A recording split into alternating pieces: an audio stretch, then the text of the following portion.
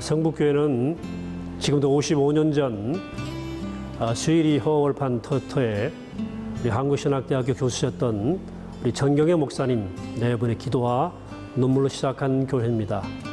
특별히 교회 초기에 신학자들 또 지역의 성도들 또 특별히 우리 교단의 태두이신 우리 장군 김정희 목사님 댁에서 예배를 시작한 유서 깊은 또 의미 있는 소중한 교회입니다. 신학자들이 개척한 교회라 그런지 신학 있는 목회 또 신학 있는 교회 그러니까 뼈대가 있는 등뼈가 있는 교회로 자라기 위해서 애써온 단단하고 소중한 교회로 생각합니다. 그래서 저희 교회는 5가지 핵심 가치를 가지고 있습니다. 비전 속에 들어있는 5가지가 있는데 첫째는 말씀과 성령의 능력 안에 있는 교회이고요. 두 번째는 다음 세대를 준비시키는 교회입니다. 또 세 번째는 나눔과 섬김으로 지역사회를 봉사하는 교회입니다. 네 번째는 새 사람 되어 새 바람 일으키는 교회입니다. 다섯 번째는 세계 선기 비전을 가진 교회인데 이 핵심 가치를 중심으로 우리가 두드리면서 또 힘있게 오늘까지 잘 자라왔다고 생각합니다. 그런데 이 가치라고 하는 것 이것은 가운 같은 것이어서 명분이 있지만 더 중요한 것은 우리 공동체의 분이라고 믿습니다. 집안도 가운 있고 또 가풍이 있는 것처럼 우리 성북교회는 아주 분위기가 좋은 교회입니다. 사랑이 스며 들어있고 서로 존중하고 서로 배려하는 따뜻한 사랑 가운데 자라가는 귀한 교회입니다. 우리 성북교회 아름다운 사랑 가운데 아름다운 비전으로 힘있게 자랄 수 있도록 여러분 관심 가져주시고 기도해 주시고 기대해 주시기를 바랍니다. 감사합니다. 할렐루야. 보통 가정에서 일어나는 흔한 한 장면입니다.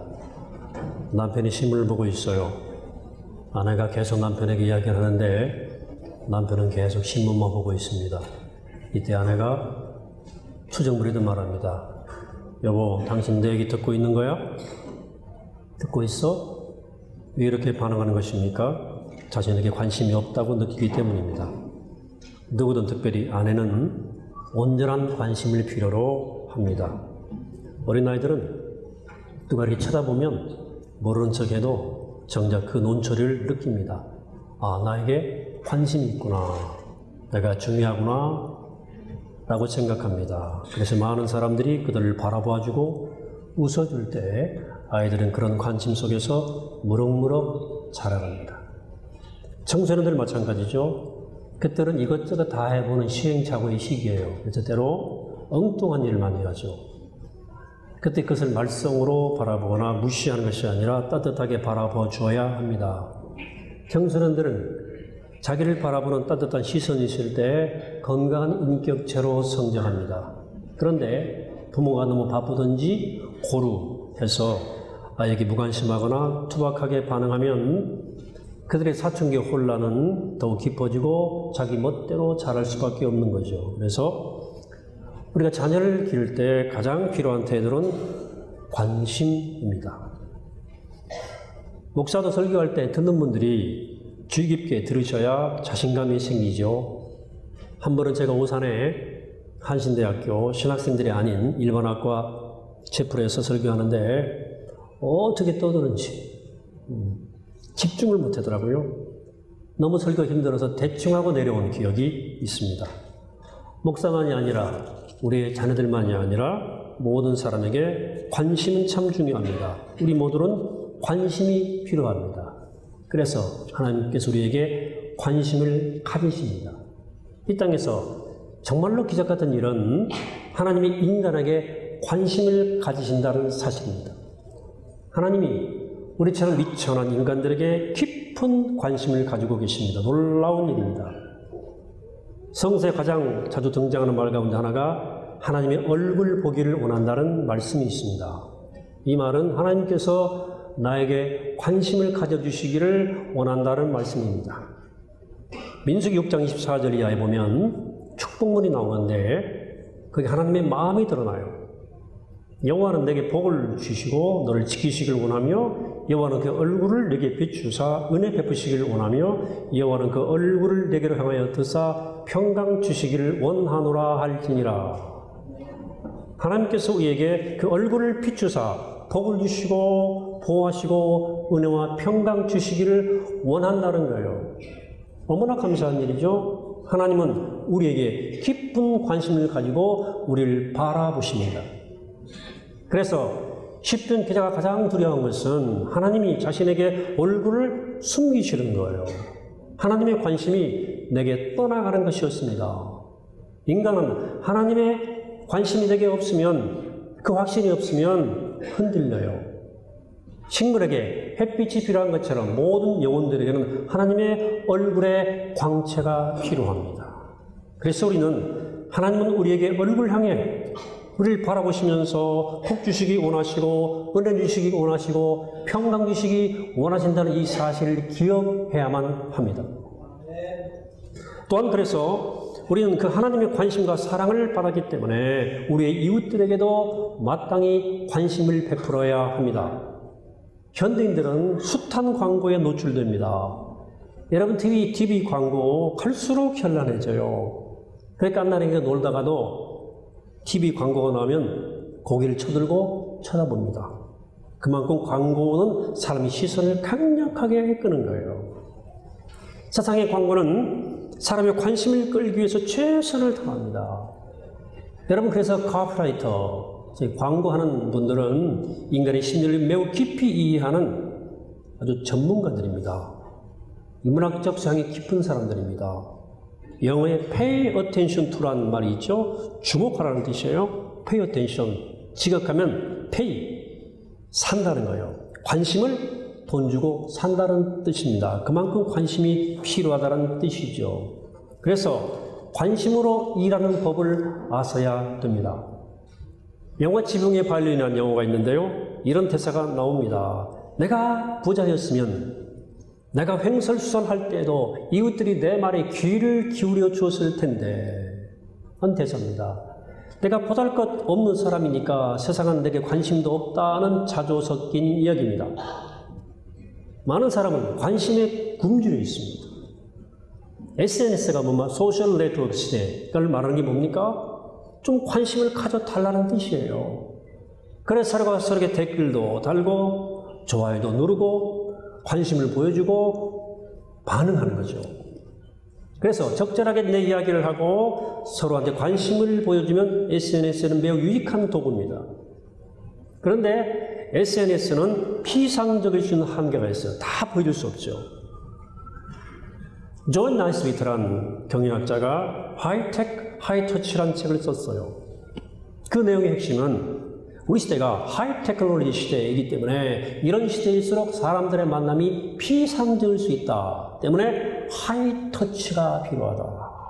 하이터치. 마음의 깊은 곳을 어루만져주는 생명의 하이터치가 필요하다는 것입니다.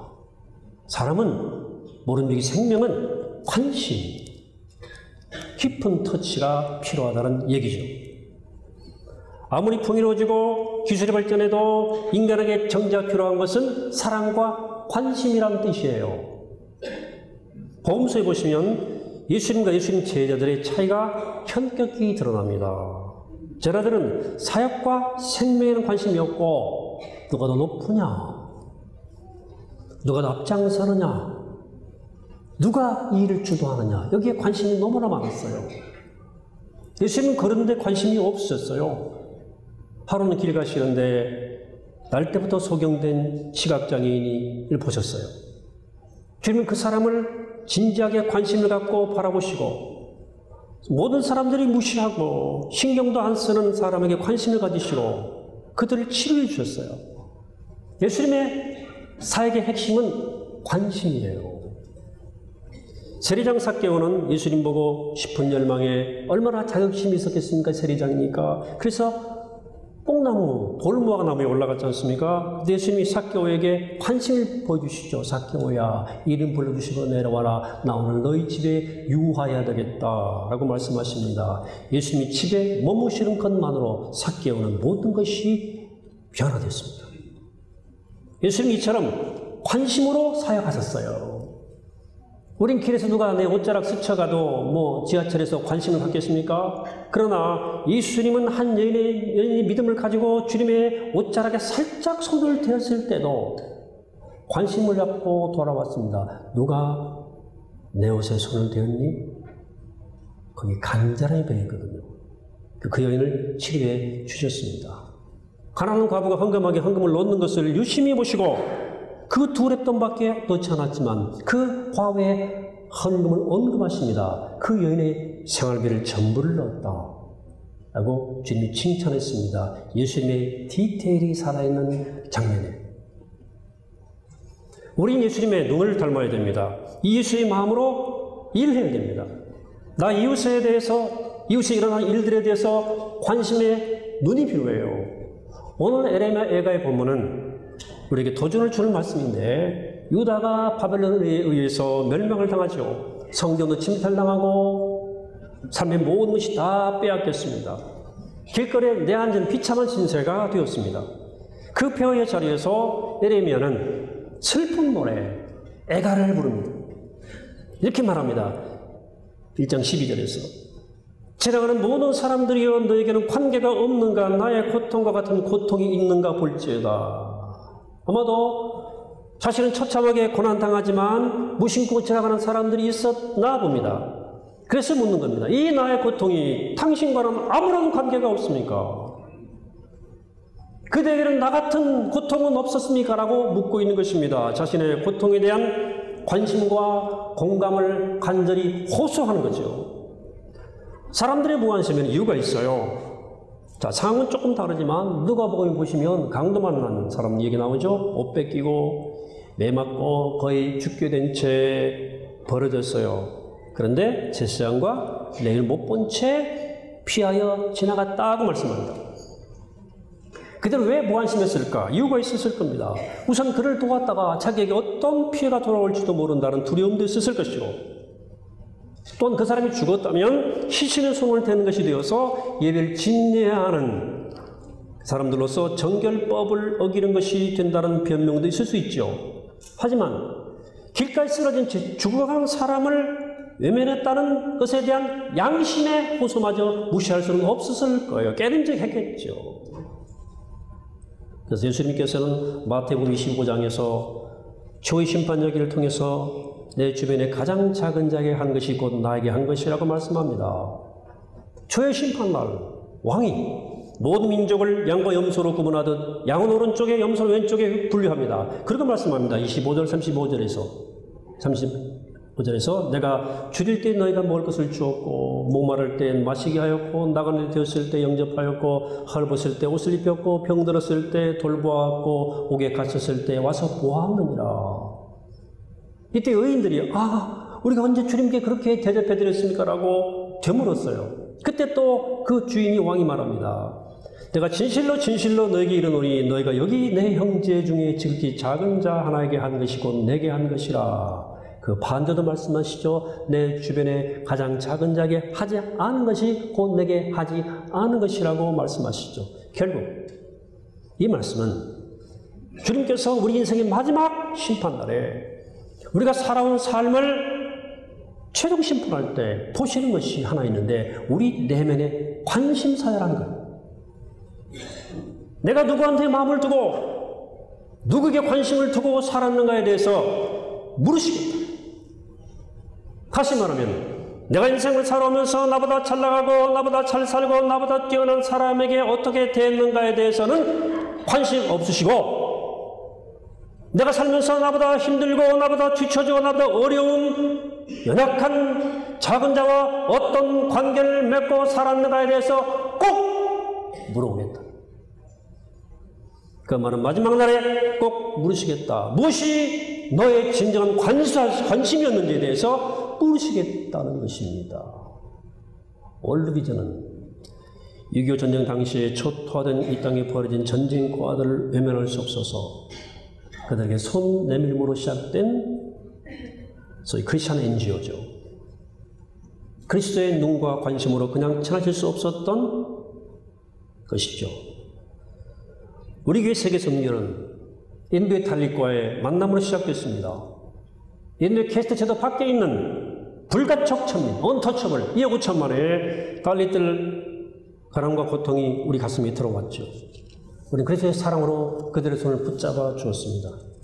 미얀마의 도시빈민 아이들, 네팔의 산골마을 아이들 찾아가며 우린 그들을 깊은 관심으로 바라보시는 주님의 마음과 시선을 느꼈습니다. 그들의 고통이 우리의 풍요와 관계가 있다. 그들의 가난이 과거 우리의 가난과 다르지 않다. 이런 것을 깨닫고 우리는 그들의 손 한번 잡아주기 위해서, 눈 한번 맞추기 위해서 비행기를 9시간 타고 버스를 11시간 타고 2시간 산길을 올라와서 그들을 찾아가 만났던 거죠. 지나가는 모든 사람들이여 너희에게는 관계가 없는가? 나의 고통과 같은 고통이 있는가 볼지어다. 우리 주위에는 물론 지구촌 곳곳에서는 이 같은 전류가 흘러 퍼지고 있어요. 내 주변에 나 앉은 사람들에게서 시리아 내전 현장에서 아프리카 우간다에서 인도에서 네팔에서 미얀마 변방 쫓겨나 방글라데시 변방에서 난민으로 떠드는 로힝야족 현장에서 저 북녘 땅에서 이 철규가 울려 퍼지고 있습니다. 지나가는 사람들이요 너에게는 관계가 없는가? 사랑하는 여러분, 우린 그들과 아무런 관계가 없습니까? 그냥 무구심하게 지나쳐도 되겠습니까? 여러분, 내 핸드폰에 저장되는 전화번호가 갈수록 늘어가죠. 나의 관심이 필요한 이웃, 정말 나의 도움이 필요한 이웃의 이름은 얼마나 나의 가슴속에 쌓여갑니까? 우리 성령께서 우리 마음과 귀를 열어주시기를 바랍니다. 그래, 듣게 하시고 보게 하시기를 바랍니다. 내 쥐 아픔과 외로움, 가난과 슬픔, 고통과 절개에 귀 기울이며 지금 여기에서 하나님의 나라를 이루어가는 주님의 귀한 사에게 아름답게 쓰임받는 우리 모두가 되시기를 이 아침에 주의 이름으로 간절히 축원합니다. 네. 하시겠습니다.